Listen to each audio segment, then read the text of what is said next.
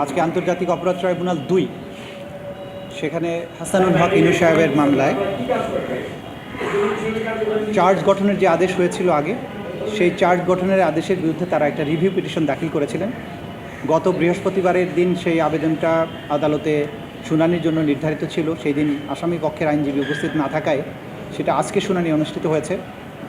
আসামি পক্ষ তাদের যুক্তিতর্ক তুলে ধরেছেন, প্রসিকিউশনের পক্ষ থেকে আমরা আমাদের যুক্তিতর্ক তুলে ধরেছি এবং আমরা বিশেষভাবে আদালতের কাছে যে বক্তব্যটা রেখেছি সেটা হচ্ছে যে চার্জ গঠনের আদেশ যেটা হয়েছে, প্রাইমা ফেসি হাসানুল হক ইনুর বিরুদ্ধে যে সমস্ত সাক্ষ্য প্রমাণ আছে সেগুলোর ভিত্তিতেই চার্জ গঠন করা হয়েছে।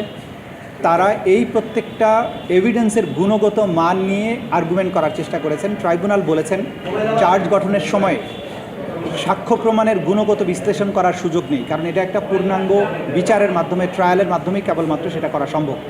সেই কারণে তাদের চার্জ গঠনের আদেশের বিরুদ্ধে যে রিভিউ পিটিশন ছিল সেটাকে খারিজ করে দিয়েছেন। সেই রিভিউ পিটিশনে তারা 3টি মারাত্মক কমেন্ট করেছিলেন বা স্টেটমেন্ট লিখেছিলেন, যেটার ব্যাপারে প্রসিকিউশনের পক্ষ থেকে আমরা তীব্র আপত্তি জানিয়েছি। একটা হচ্ছে তারা এই সরকারের আইন প্রণয়নের ক্ষমতা, অর্ডিন্যান্স জারির ক্ষমতা, সেটাকে তারা বলার চেষ্টা করেছেন এটা যথার্থ না। একটা জায়গায় তারা জুলাই বিপ্লবকে, জুলাইয়ের যে গণ অভ্যুত্থান সেটাকে তারা সোকল্ড বলার চেষ্টা করেছেন এবং এই দুটো শব্দ বলার মাধ্যমে আমরা বলেছি যে তারা শুধুমাত্র আদালতের অবমাননা করেননি, একই সাথে রাষ্ট্রদ্রোহিতা এবং জুলাই বিপ্লবকে ছোট করা, এটা সেডিশাস, কন্টেমশাস এবং এটা কোনো অবস্থাতেই গ্রহণযোগ্য না। তারা রাষ্ট্রের অস্তিত্বের বিরুদ্ধে অবস্থান নিয়েছেন এবং তারা এই সমস্ত কথা বলার মাধ্যমে প্রকৃত অর্থে জুলাই আগস্টে যে গণহত্যায় তাদের সম্পৃক্ততা সেইগুলোকে জাস্টিফাই করার চেষ্টা করেছেন। আদালত সেগুলো আমলে নিয়েছেন এবং তারা বলেছেন যে এই তাদের যে কমেন্টগুলো, সেই কমেন্টগুলোর ব্যাপারে আদালত তার অবজারভেশন, তার পর্যবেক্ষণ, তার আদেশের মধ্যে এটা থাকবে। আজকে সেই রিভিউ পিটিশন খারিজ হওয়ার পরে আমাদের যে সূচনা বক্তব্য অর্থাৎ ওপেনিং স্টেটমেন্ট সেটা উপস্থাপন করা হয়েছে আদালতে। আগামীকাল থেকে তার সাক্ষ্য গ্রহণ শুরু হবে। ইনশাল্লাহ আগামীকাল প্রথম সাক্ষ্য গ্রহণ অনুষ্ঠিত হবে। বিচার প্রক্রিয়া নিয়ে যেগুলো ক্রিটিসিজমের আইনসম্মত সংজ্ঞা আছে, উপায় আছে, সেগুলো অবশ্যই করা যাবে, কিন্তু কোনো বিচার প্রক্রিয়াকে চ্যালেঞ্জ করা, যে রাষ্ট্রের ভিত্তি আজকে বাংলাদেশ নামক রাষ্ট্রটা যে জায়গায় দাঁড়িয়ে আছে সেটা জুলাই অভ্যুত্থানের মাধ্যমে অর্জিত আরেকটি বাংলাদেশ।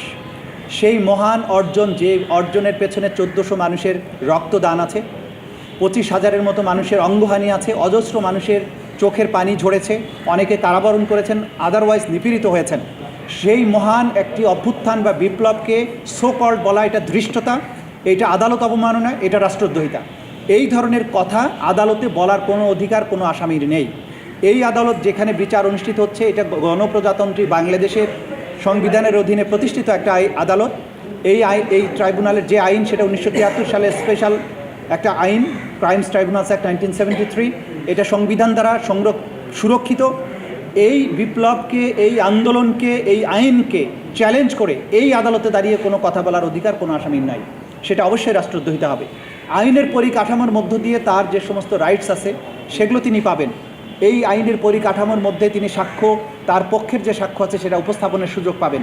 প্রসিকিউশনের উপস্থাপিত সাক্ষ্য প্রমাণের ভুল ত্রুটিগুলো চ্যালেঞ্জ করতে পারবেন, সেগুলোর ব্যাপারে তাদের কাউন্টার আর্গুমেন্ট তারা দিতে পারবেন। কিন্তু আইনকে চ্যালেঞ্জ করা, বিপ্লবকে চ্যালেঞ্জ করা, রাষ্ট্রকে চ্যালেঞ্জ করার কোনো অথরিটি, কোনো আসামির নেই, বাংলাদেশের কোনো নাগরিকের নেই। আচ্ছা, আপনার প্রথম প্রশ্নের জবাবে আসছি। এই সপ্তাহে আরও বেশ কিছু তদন্ত রিপোর্ট এবং ফর্মাল চার্জ দাখিল হবে বলে আমরা আশা করছি।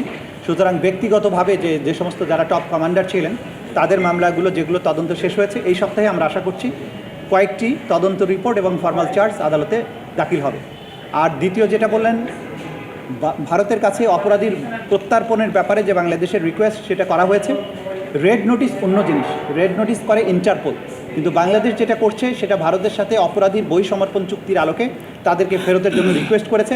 ভারত সরকার বলেছে তারা এটা পর্যালোচনা করছেন। বাংলাদেশ সরকার রাষ্ট্রীয়ভাবে তার ডিপ্লোম্যাটিক চ্যানেল ব্যবহার করে, রাষ্ট্রের যত মেশিনারিজ আছে সেগুলোকে ব্যবহার করে এই সমস্ত সাজাপ্রাপ্ত পলাতক আসামিদেরকে বিদেশ থেকে বাংলাদেশে ফেরত আনার ব্যাপারে যা যা করা দরকার রাষ্ট্র সবই করছে এবং একটা সময় যখন সফল হবে তখন আপনারা বুঝতে পারবেন যে পেছনে কী কী তৎপরতা ছিল।